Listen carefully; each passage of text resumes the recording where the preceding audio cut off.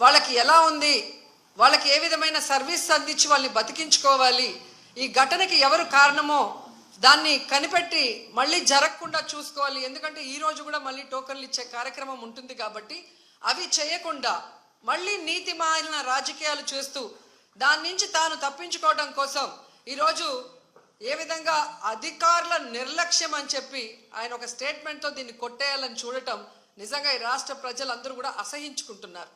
ఎందుకంటే ఈరోజు అధికారులను కానీ టీటీడీ పాలక మండలిని కానీ ఎవరు నియమించారు? ఈ చంద్రబాబు నాయుడు గారే కదా.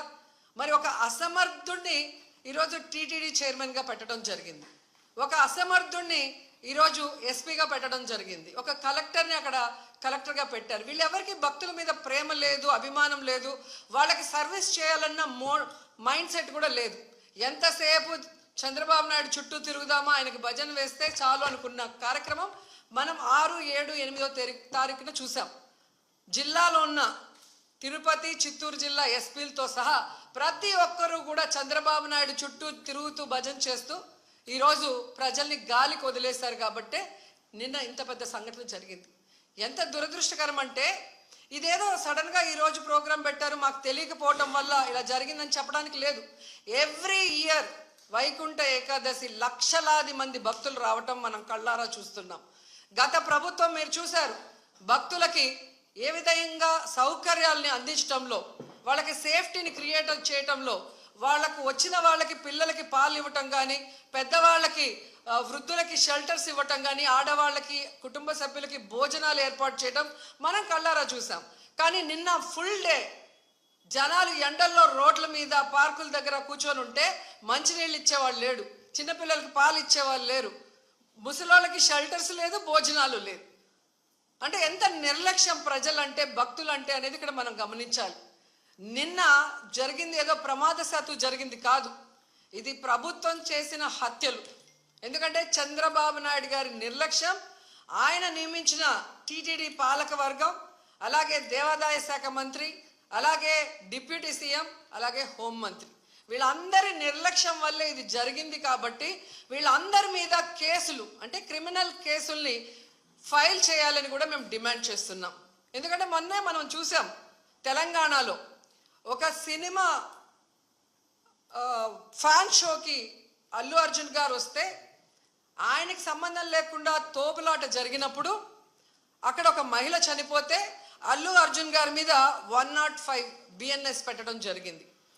మరి అలాంటప్పుడు ఇక్కడ ప్రతి సంవత్సరం లక్షలాది మంది వస్తారని తెలిసి వాళ్ళకి సేఫ్టీ కల్పించి, వాళ్ళకి అన్ని సౌకర్యాలు అందించి, వాళ్ళకి టికెట్లు ఇవ్వడానికి క్యూలో ఏర్పాట్లు చేయాల్సిన బాధ్యత ఉన్న చంద్రబాబు నాయుడు గారి నుంచి, టీటీడీ చైర్మన్, పాలక మండలి నుంచి కింద స్థాయి ఎస్పీ వరకు మరి అందరూ బాధ్యత వహించాలి కదా. కానీ ఈరోజు ఎంత దురదృష్టం అంటే, ఇది పద్మావతి పార్క్లో 5 మంది చనిపోయిన ఆ ప్లేస్లో జరిగిన FIR. దీంట్లో 105 పెట్టాల్సింది వీళ్ళు 194 BNSS పెట్టారు.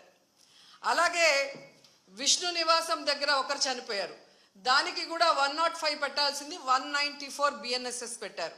అంటే ఇది ప్రమాదవశాత్తు జరిగింది, ఏదో జారి పడిపోయి తొక్కిసలాట జరిగింది, దీంట్లో ఎవరు కూడా కావాలని చేయలేదు, మాకెవరికి దీంట్లో సంబంధం లేదు అని చేతులు కడుగేసే కార్యక్రమం చేస్తున్నారు.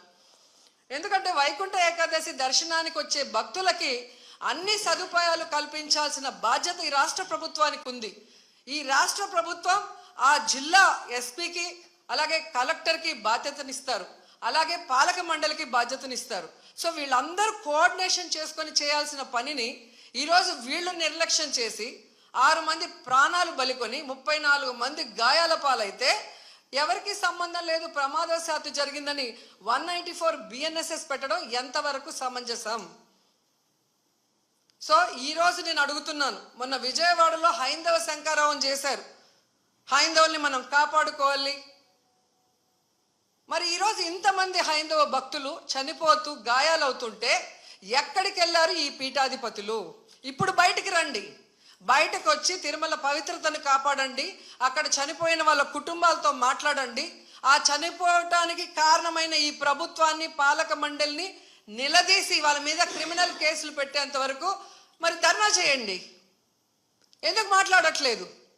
అలాగే మీరు మొన్న చూస్తే అసలు లడ్డూలో కల్తీ జరగకపోయినా వీళ్ళు చెప్పిన అబద్ధాన్ని వీళ్ళ కూటమి ప్రభుత్వంలో ఉన్న బీజేపీ మాధవీలత గారు వందే భారత్ ఎక్స్ప్రెస్లో భజన చేసుకుంటూ వచ్చి ఎన్ని రకాలుగా మాట్లాడిందో మనం చూసాం.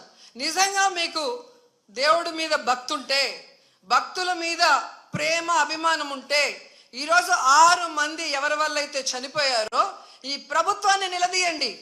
ఈ ప్రభుత్వంలో ఎవరెవరు ఈ చావుకు కారణమయ్యారో వాళ్ళందరి మీద మోడీ గారికి చెప్పి క్రిమినల్ కేసులు పట్టించండి. అంతేగాని ఈరోజు మీరు పూసుకొని మీరు చేస్తే మాత్రం అది కరెక్టు, వేరే వాళ్ళు చేస్తే తప్పు అన్నట్టుగా దొంగ మాటలు చెప్తూ ఎవరి మీద మా దుమ్మెత్తి పోయాలనుకుంటే ప్రజలు అన్నీ గమనిస్తున్నారు. అండ్ ఈరోజు మీరు చూస్తే